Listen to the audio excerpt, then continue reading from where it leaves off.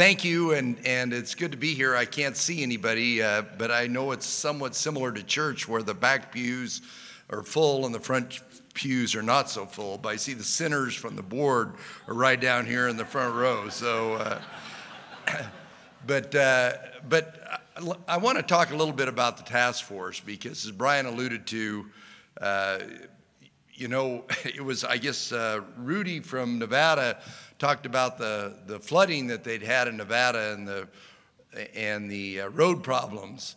In Idaho, well, it was 5 or 6 years ago was the last time we increased road funding.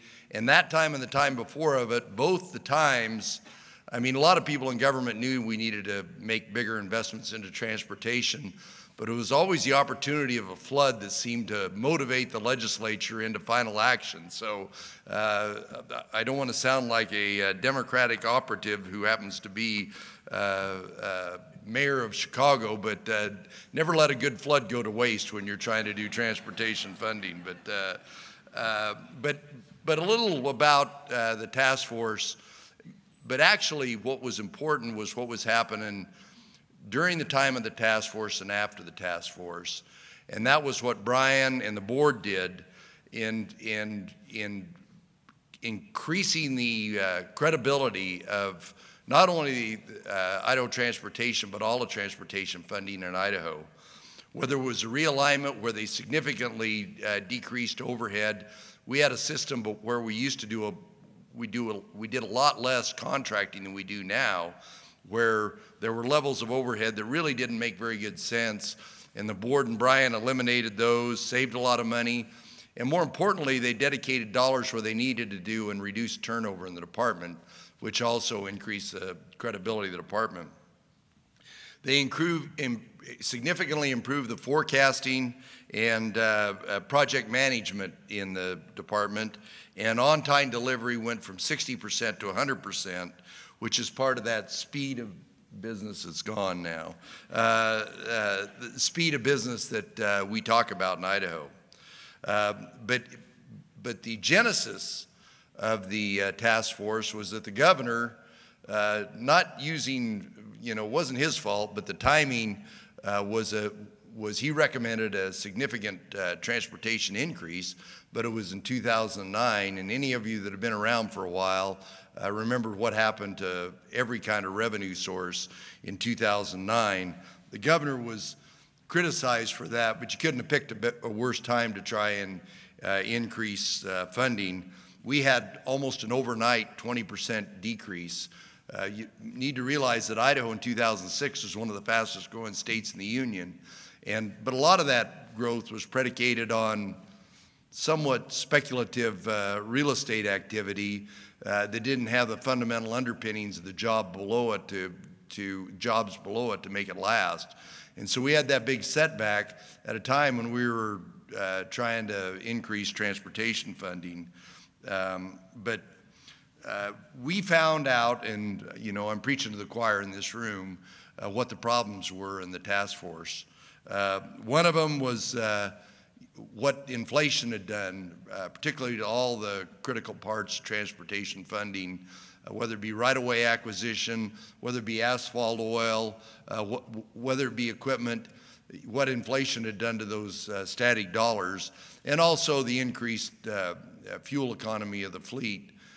You know, when we last raised funding in 25 years ago, the average economy of the fleet was a hell of a lot different than it is now. But finally, one of the things we talked about early was the federal uncertainty, with the funding from the federal uncertainty. Frankly, from what we learned in 2009, I'm surprised that it stayed at the level, but I want to point out a famous Idahoan, Ernest Hemingway, who called Sun Valley, Idaho his home, is here teaching a lesson to the federal authorities on how to do transportation funding, and he's kicking this can down the road. So you can credit Ernest Hemingway with training the feds how to fund highway funding over time. But the other thing we found out in Idaho from our infrastructure was probably most importantly our bridges. The fact that our bridges were engineered to last between 40 and 60 years, And if we maintain the status quo, they were going to have to last 120 years. And that helped the board, myself, the governor, the real active members in the legislature convince the rest of the legislature and the state how important it was for us to put an additional investment into transportation. Another interesting fact about Idaho is our population density and the fact that the state is really scattered out. But if you look at the state of Idaho, you'll see that we've got a lot of, the green is Forest Service, the yellow in the bottom part of the state is BLM, and the white is really all the deeded ground we've got. Now, some of the western states, particularly Nevada, understand that in spades, but the colors are reversed.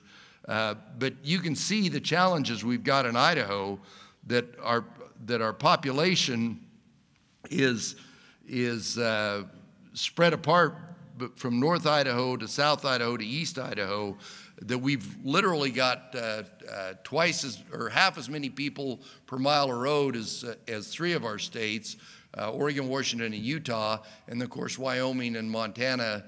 Wyoming's got, and of course at that time we didn't put any general fund into our transportation revenue, and that made a bigger challenge. We've put general fund money into it, but it's only a one-time basis, so I don't know how long that's going to last. But the other challenge we've got in Idaho is our topography. And similar to that map, you can see, you know, the middle of Idaho is the Frank Church River and no return wilderness where there's nothing. But we've got to get up from one end of the state down to the other. And those are some of the challenges that we have in Idaho. And, but we did. We raised fuel taxes by 7 cents. There was one proposal that was like 2, 2, and 4, or 2, 2, and 3. And as we did this bill on the last day of the legislature, we had a conference committee, which is very rare in Idaho, which speaks to how important we thought transportation funding was.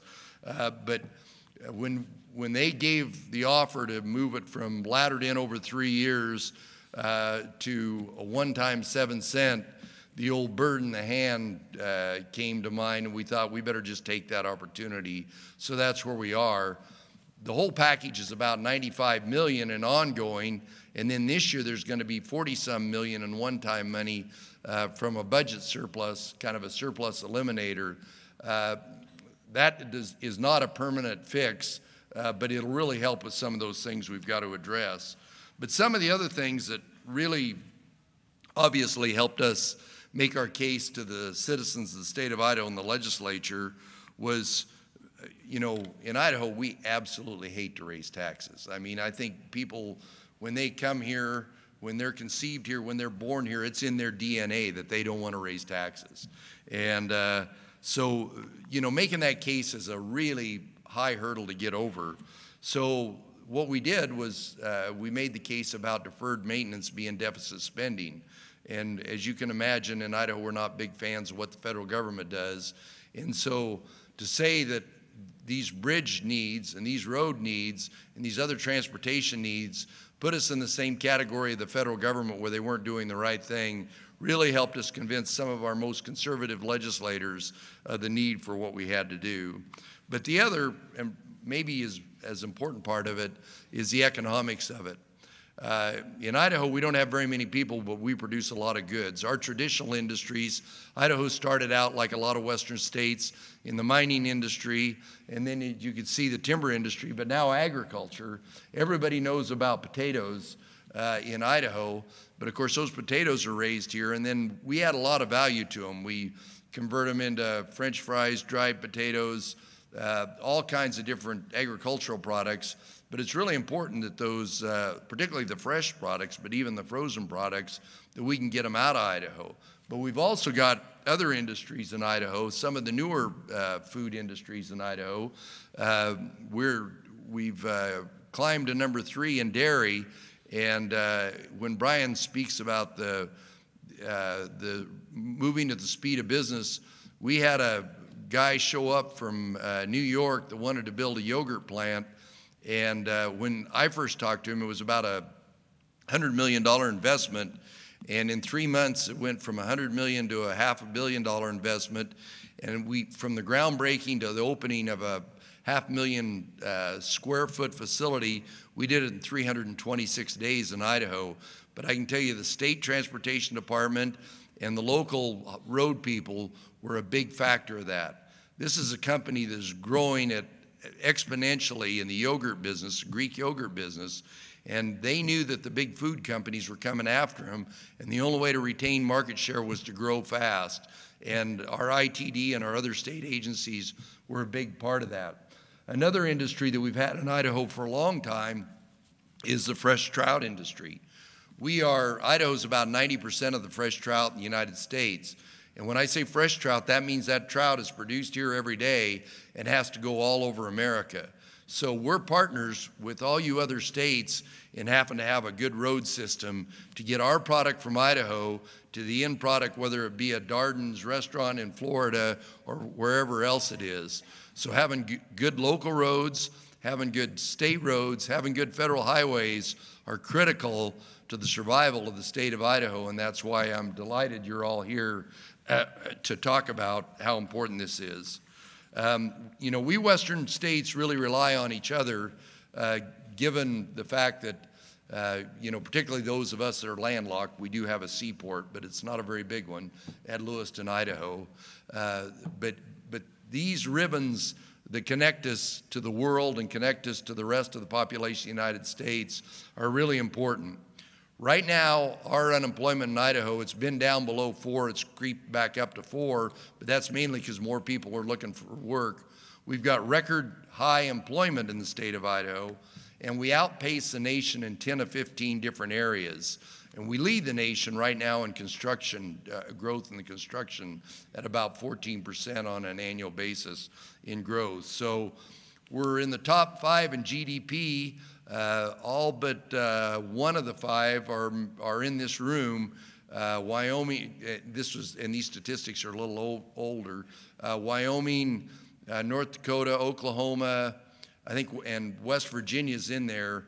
And of course, those being, as you well know, fossil fuel states.